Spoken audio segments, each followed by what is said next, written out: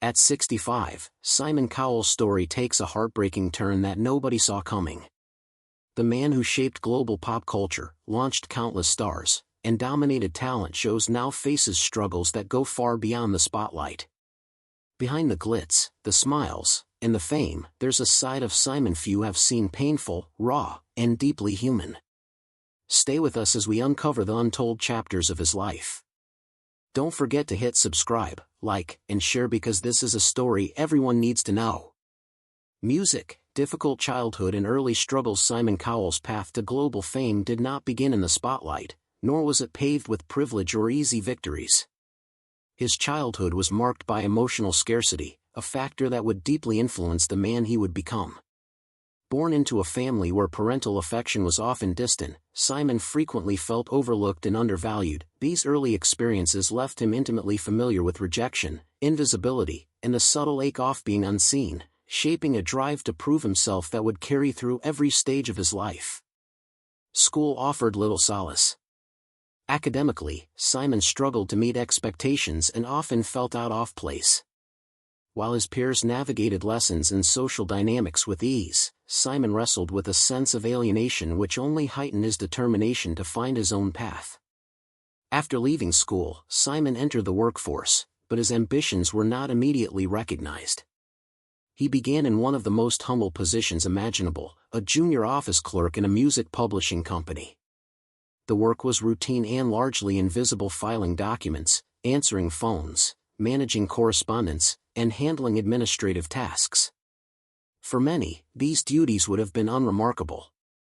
Yet for Simon, they offered a unique vantage point.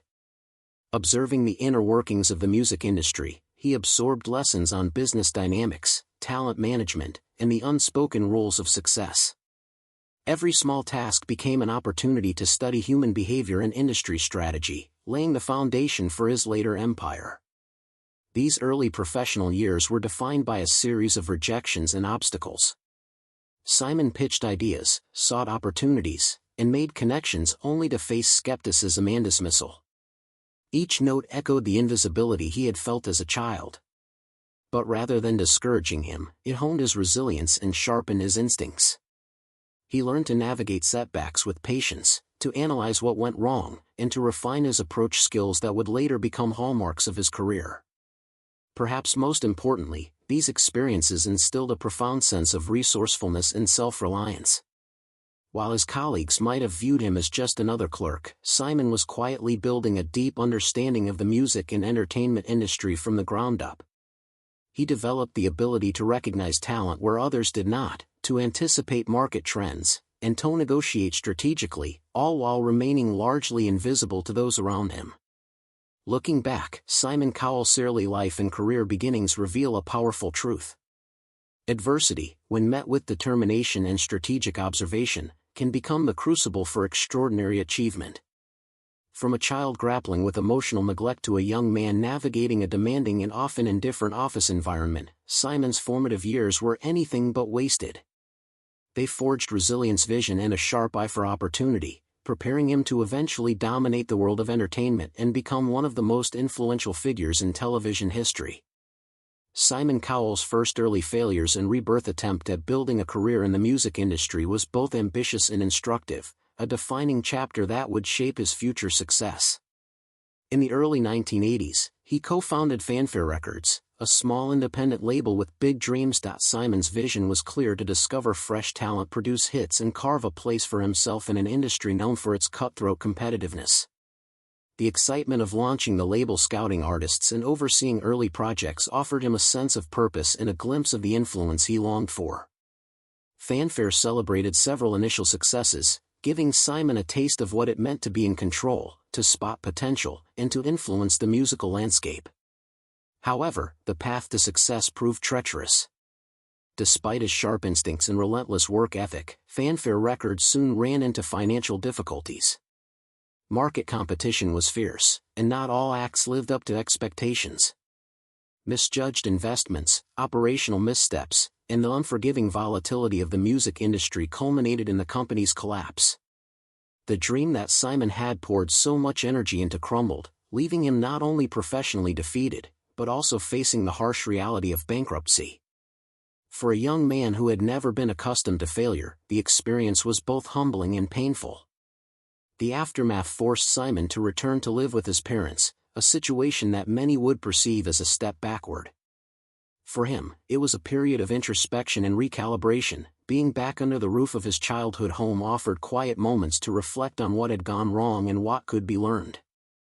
The failure of Fanfare Records became a crucible in which Simon's resilience, judgment, and philosophy of business were forged. He realized that talent alone was insufficient. Long-term success required strategic thinking, patience, and an unflinching understanding of the market. This period of setback was transformative. Simon studied every misstep, analyzed every rejection, and refined his approach to talent production and business. He emerged with a clearer vision, sharper instincts, and an unshakable determination to succeed. The lessons learned from Fanfare were instrumental in shaping the methods and mindset that would later make him a global force in entertainment.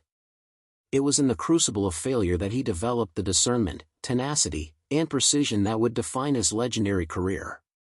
In retrospect, the collapse of Fanfare Records was not an end, but a beginning. Simon Cowell emerged stronger, wiser, and more focused.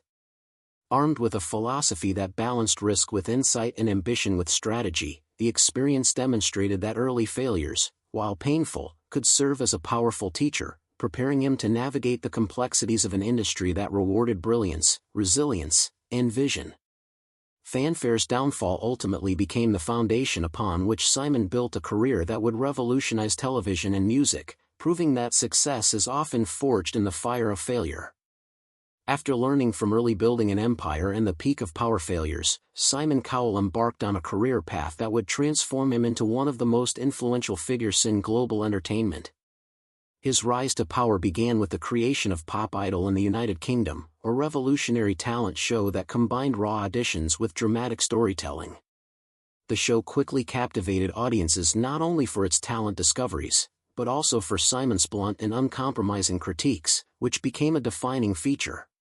Pop Idol redefined reality television and established Simon as a taste-maker whose opinions could make or break aspiring stars. The success of Pop Idol naturally paved the way for American Idol, which propelled Simon to international fame. In the US, the show became a cultural phenomenon, dominating ratings and shaping pop culture in unprecedented ways. Contestants who had once been unknown became overnight stars. Eric's presence introduced a balancing force, tempering Simon's intense professional drive with warmth, responsibility, and a long-term perspective. Fatherhood illuminated the importance of relationships, values, and personal integrity, qualities that fame alone could never teach. Ultimately, the birth of Eric exemplifies the duality of Simon Cowell's life. A man of extraordinary ambition and influence, yet profoundly human in his vulnerabilities and growth. The scandal that might have been perceived as a personal setback instead became a catalyst for self-reflection, transformation, and prioritization. Simon's approach to life shifted from the pursuit of external validation to the cultivation of meaningful, lasting connections. Eric's arrival was more than a personal milestone. It was a redeeming moment that reshaped Simon's worldview, instilled new purpose, and highlighted the enduring power of love, responsibility, and family. In retrospect, this chapter in Simon's life underscores an essential truth. Personal crises, when met with reflection and action, can lead to profound growth. Fatherhood did not diminish his influence or success. It humanized him, grounding the man who once commanded television screens in the universal unifying experience of love and responsibility for another human being. Even a figure as powerful and influential as Simon Cowell has been personal losses and facing tragedy, confronted with the profound weight of personal loss. Among the most defining and heartbreaking moments of his life were the deaths of both his parents, events that left indelible marks on his emotional landscape and forced him to confront the fragility of life in an intensely personal way. For Simon, these losses were not merely familial. They were the departure of two individuals who had shaped his character, provided guidance, and influenced the trajectory of his life and career. Simon's relationship with his father was complex. Though his childhood had been marked by emotional distance, his father played a pivotal role in instilling early lessons about discipline, ambition, and the importance of hard work. Losing him was more than the loss of a parent. It was a confrontation with mortality and a stark reminder of the impermanence of guidance and influence. The grief that followed was compounded by the reflection on missed opportunities for connection, unresolved questions, and moments that would never be recaptured. The death of his mother added another layer of sorrow. She had been a stabilizing presence, providing emotional grounding and shaping Simon's empathy and understanding of human behavior, qualities that would later define his exceptional ability to judge talent. Her passing left a void that went beyond the emotional. It affected the very framework through which Simon viewed relationships and life itself. The cumulative impact of losing both parents forced him to grapple with the reality that life's most significant foundations are often invisible until they are gone. Despite the intensity of these personal tragedies, Simon found a way to draw meaning from them. The experience deepened his resilience, emotional insight, and appreciation for the relationships he still had.